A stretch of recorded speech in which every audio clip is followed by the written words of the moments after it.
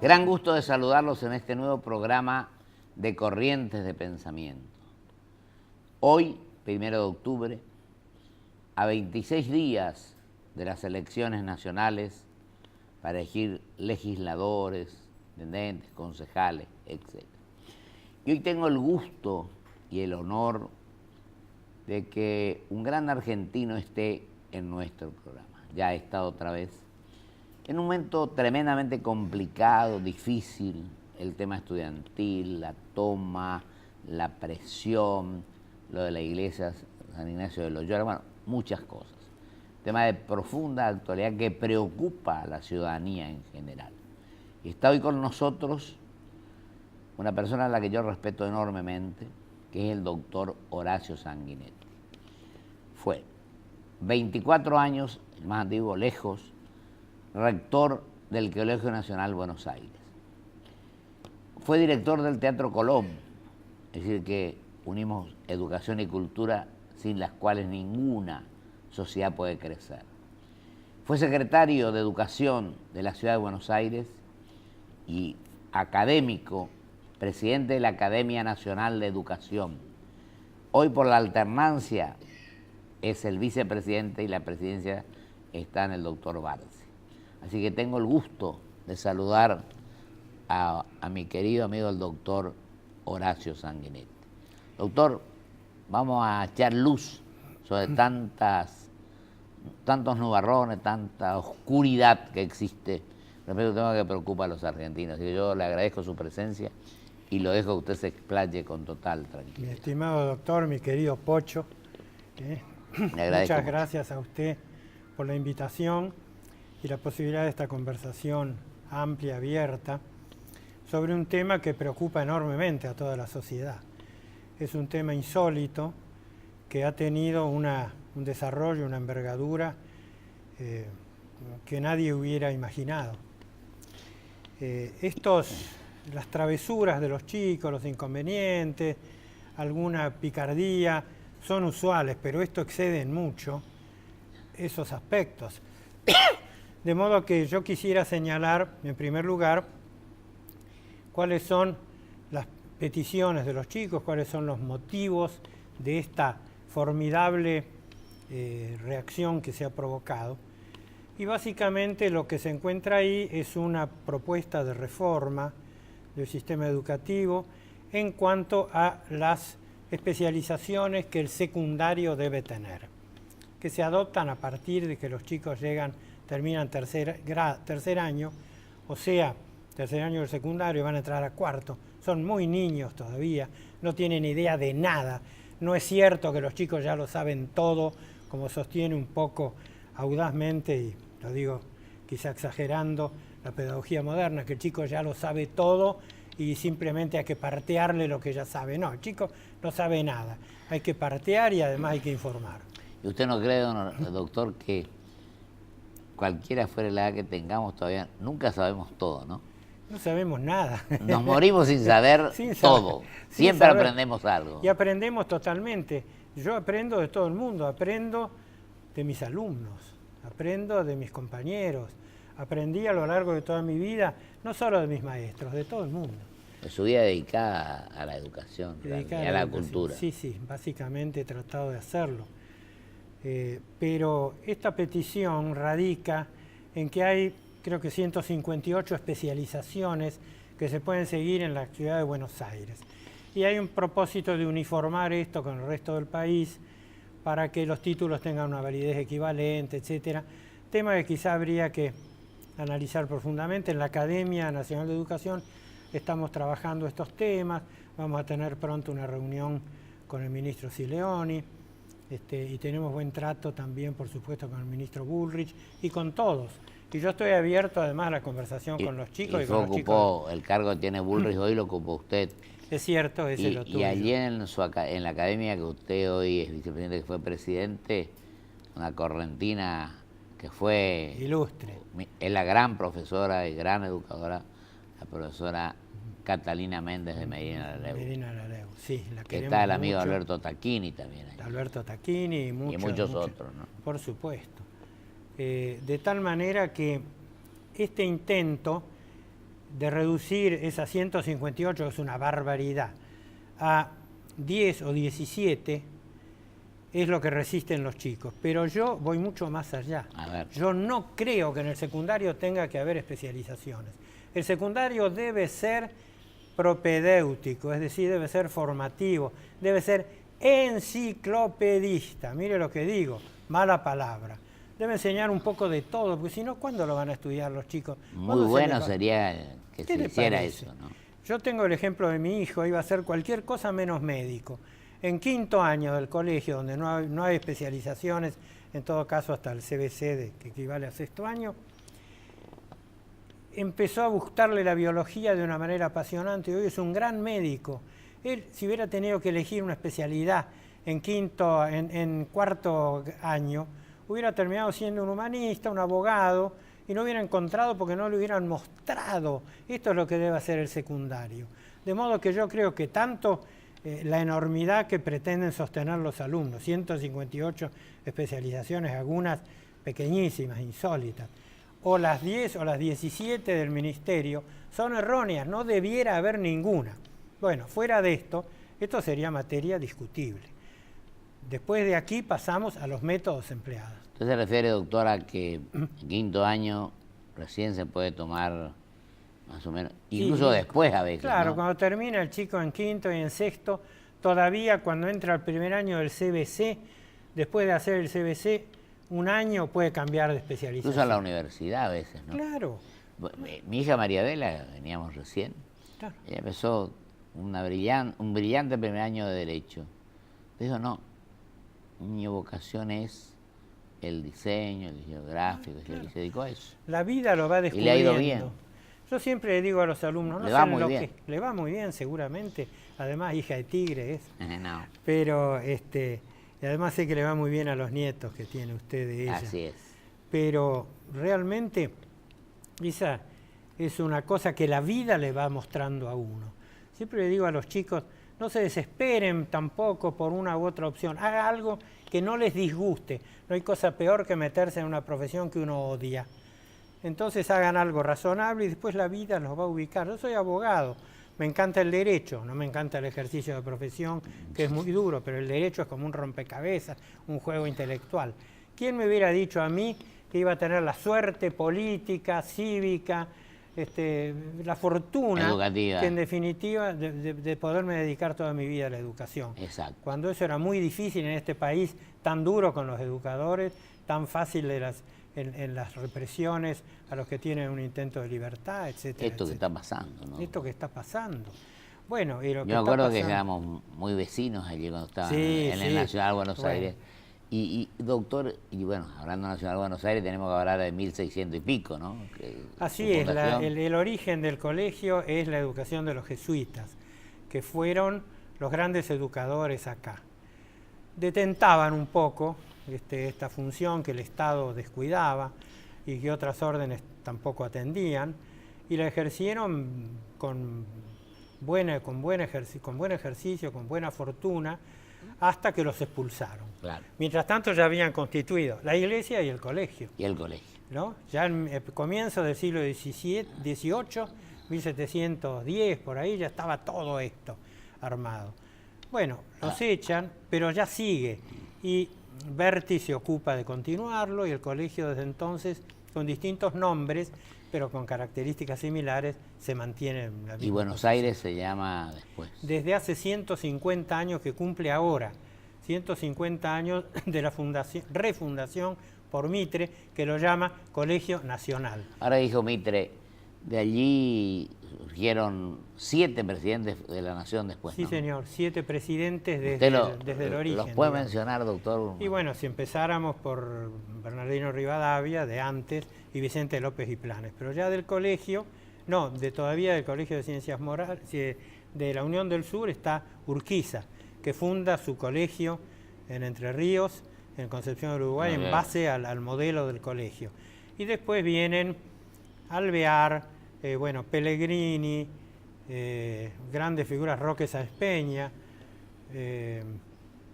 está sorprendentemente el general Justo, hay 7 presidentes. ¿Sabe quién? El general Uriburu pasa un año por el colegio. Mira. También. Y el general Uriburu, que pasa por ser un militarote salvaje y cometió tan graves faltas políticas, imperdonables, no era un hombre ignorante. Su actuación como diputado nacional en 1916 fue muy correcta desde el punto de vista intelectual. Daño enorme al país. De ahí, ¿no? Tenía el sello del colegio, como lo tienen los 2 primeros premios Nobel que salieron de la Argentina, los grandes científicos, artistas, escritores, personajes de la más alta importancia que han salido del colegio, que siguen saliendo y que siguen hoy presentes en el ejercicio del país. ¿Usted no cree, mi querido doctor, que esta venida a pique, para hablar mal y pronto, de la educación, todo este problema de indisciplina, de atropello, de prepotencia, surge un poco también del hogar primero, sí, de la escuela después y de lo que los gobiernos vayan haciendo? ¿Usted cree que la falta de competitividad, de los cuadros de honor, de que la gente quiera superarse para mejorar, todo esto ha provocado una decadencia en los argentinos, que éramos los líderes en la educación en Latinoamérica, ¿no? Se cometieron sucesivos errores. La supresión, ya en el gobierno radical, yo adhiero al radicalismo. ¿Usted es un radical, un hombre del radicalismo? No soy afiliado, pero siempre he estado cerca. No, sí. Graves errores fueron suprimir la nota de 0 a 10, todo el mundo sabe lo que es 0 y lo que es 10. El cuadro de honor. Se aprobaba con 4, ¿no? Se aprobaba ni siquiera con 4. Se aprobaba alcanzó los objetivos, superó los objetivos. Conozco el caso de una profesora que no sabía cómo dar un poco más de sutileza y calificó a un chico, superó los objetivos y medio. No sabía cómo decir, bueno, pero superó, no es suficiente, un poco más. Entonces todos esos fueron errores. El abanderado pasó a ser electo en vez de ser el mejor alumno. Yo mantuve todo eso en el Buenos Aires como era. La exhibición con 7, el ir a marzo con menos de 4, la calificación de 0 a 10, el abanderado, el alumno mejor, la medalla de oro, el mejor alumno de los 6 años, y eso le ha dado al colegio siempre eso y tantas otras cosas. ¿Usted no cree, don Horacio, también que la falta de presupuesto en algunos casos ha provocado este tema? Ha sido muy dañoso además por lo siguiente. A veces los gobiernos creen que no produce rédito político, entonces no le dan el presupuesto que corresponde a la educación. ¿Sabe qué pasa? Ahora hay más presupuesto, pero no está bien aplicado. Hay una ley que dictó el financiamiento educativo, Daniel Filmus. Sí, el financiamiento educativo aumentó al 6% del Producto Bruto Interno, sí. Pero hay errores de distribución, en fin. De todas maneras, no es lo único. Es una condición necesaria, pero no excluyente. Porque el presupuesto, con eso se viene peleando de la época de Miguel Cané, que decía... es de Miguel Cané, claro. Miguel Cané como senador, Juvenilia. Gran senador que fue, pese a algún error que cometió con la ley de extrañamiento, pero él sostuvo la educación y sostenía que había que sacar dinero donde fuera para sostener la educación.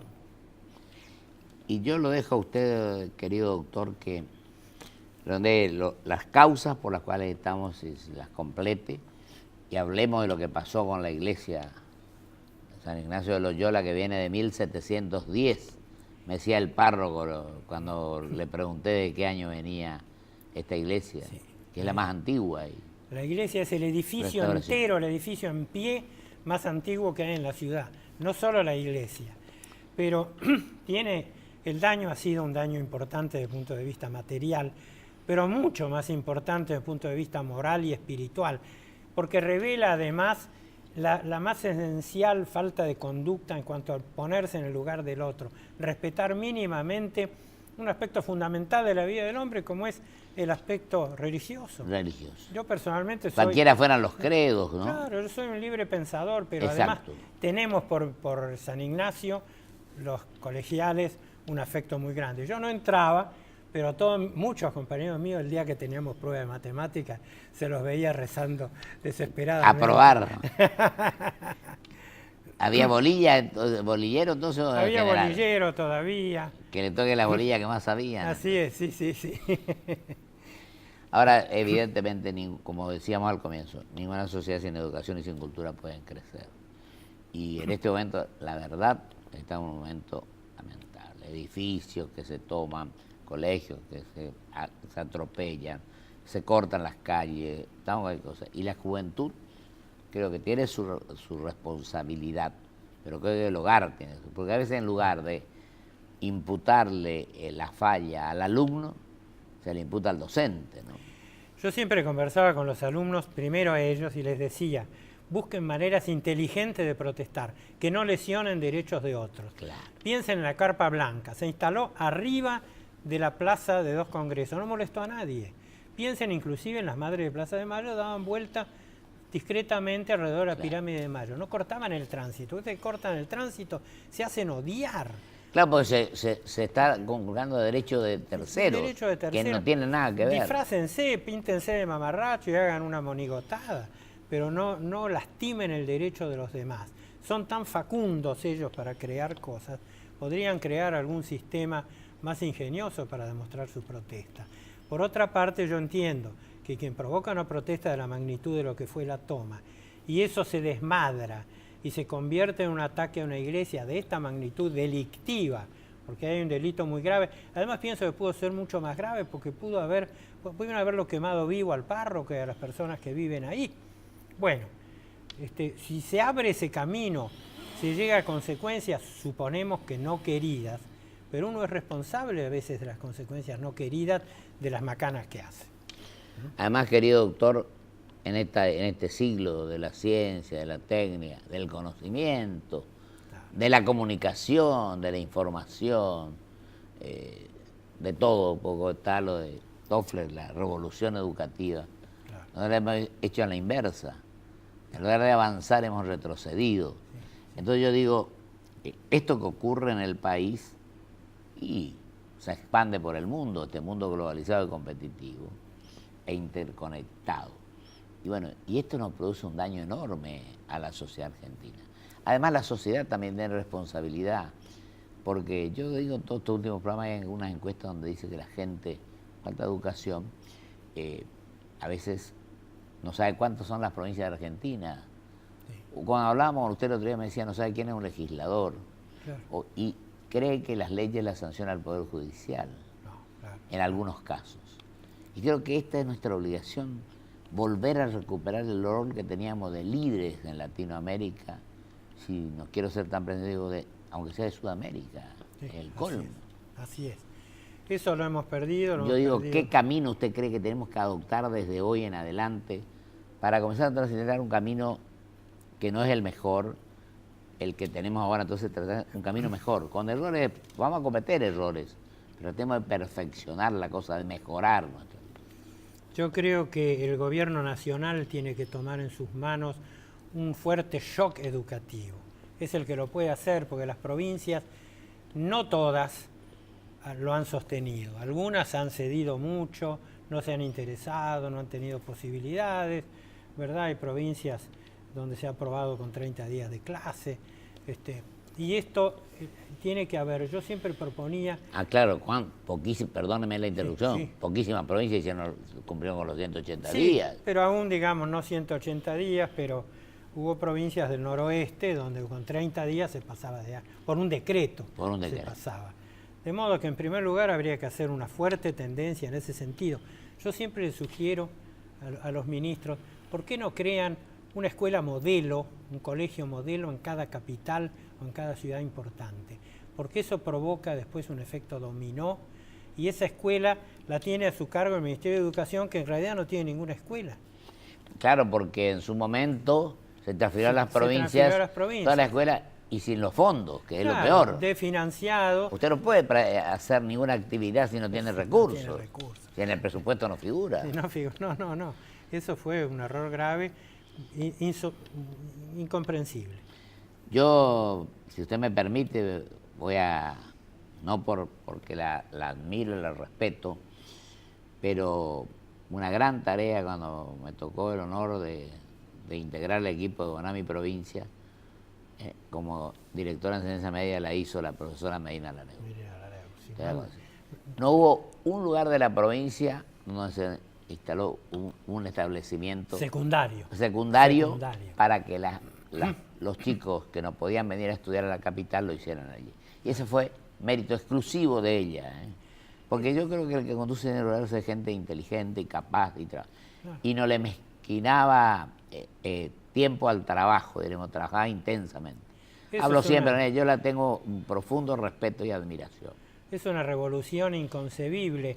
Le pido que la saludo desde acá muy cordialmente porque es académica con nosotros. Siempre me la queremos mucho y la tenemos como uno de nuestros créditos en la academia.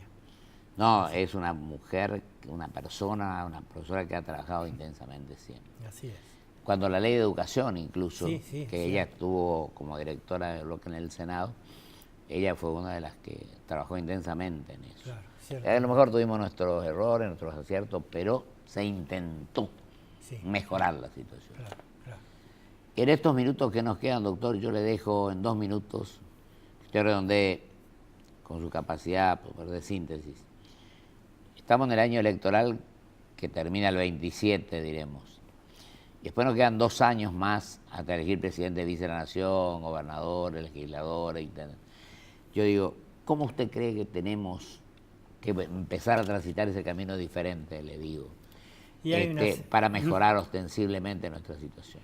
Hay una serie de errores que se han cometido que están a veces son externos y a veces son propios del propio sistema pedagógico. Por ejemplo, hay quienes sostienen que no se debe sancionar porque todo el mundo es bueno y la sanción es mala, y hay gente que cree que ya mucho más todavía, no solo sancionar, no se debe premiar, porque entonces que no es premiado se deprime. Estos son dislates, el ser humano siempre se manejó con ciertos estímulos que a favor, en contra, lo van orientando y lo van llevando hacia los buenos destinos. Entonces yo creo que hay que restablecer una serie de cosas que se fueron eliminando y después hacer leer a los jóvenes, pero leer buenos libros, hacerle leer cosas que les interesen, no cualquier libro de un amigo. Yo creo que, por ejemplo, ningún chico debe estar sin leer los cuentos de Horacio Quiroga, los cuentos de la selva de Horacio Quiroga. ¿Cómo va a ignorar el Martín Fierro? ¿Cómo va a ignorar el Facundo, un chico del secundario?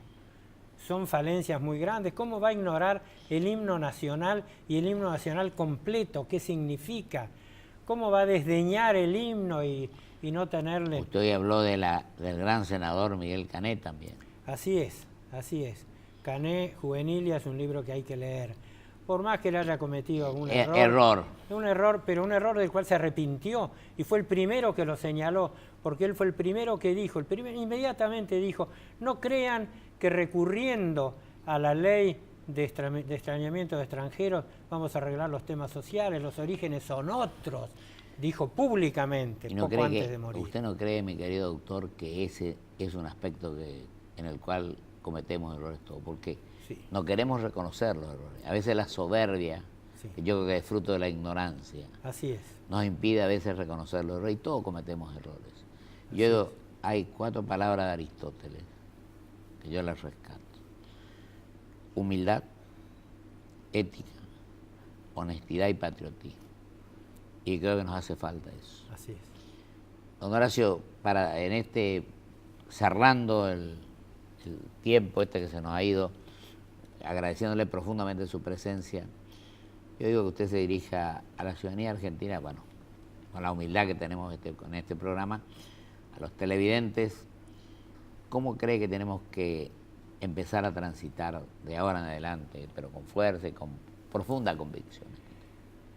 Y bueno, tenemos que empezar desde el Ministerio de Educación de la Nación y de los ministerios de las provincias, hacer una tarea conjunta, seria, profunda, con una serie de ítems. Nosotros tenemos señalados, porque no es difícil hacer un diagnóstico, lo que es difícil es hacer después la terapéutica. La terapéutica hay una serie de cosas que se pueden ir haciendo, que puede ser como desde fundar los colegios que dijimos, restablecer las sanciones donde no las hay, dedicarse muy seriamente a la formación del docente, que está muy decaída y que debe ser muy fuerte en lo original y mantenida después en forma permanente, pero seriamente. Y en los hogares. Y también, de algún modo, tratar de llegar a través de todos los ámbitos, el ámbito religioso, el ámbito político, al hogar, para que éste contribuya y los padres asuman la responsabilidad. Ni los padres ni los maestros deben temer a los hijos ni a los alumnos, ni los deben odiar, como yo los he visto odiar muchas veces. Hay que hacer el examen de conciencia y mejorarnos, ¿cierto? Y mejorar.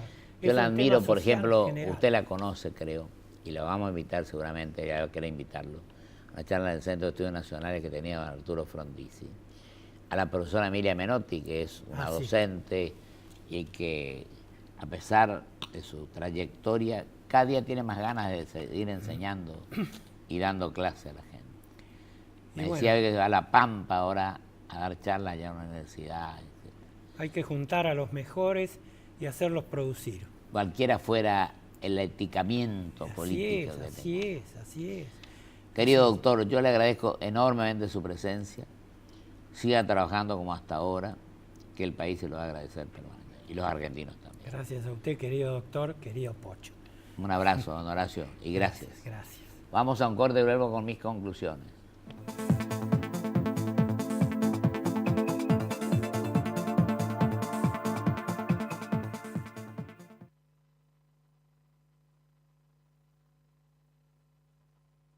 Auspicia este programa. LAN. El encanto de volar.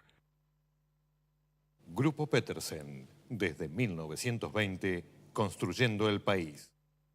Tenga el tamaño que tenga, olvídate del granizo. Provincia Seguros te ofrece cobertura contra granizo sin franquicia y sin costo adicional. Elegí el mejor seguro para tu auto. Llama al 0810-222-2444. Consulta con tu asesor de seguros o en nuestras sucursales. Provincia Seguros, una empresa del Grupo Provincia. Cumplimos 15 años y lo celebramos inaugurando la nueva Terminal B de Ezeiza, con una inversión de 570 millones de pesos. Aeropuertos Argentina 2000. Soñamos con vos. BBVA Francés. Por un futuro mejor, siempre. Adelante.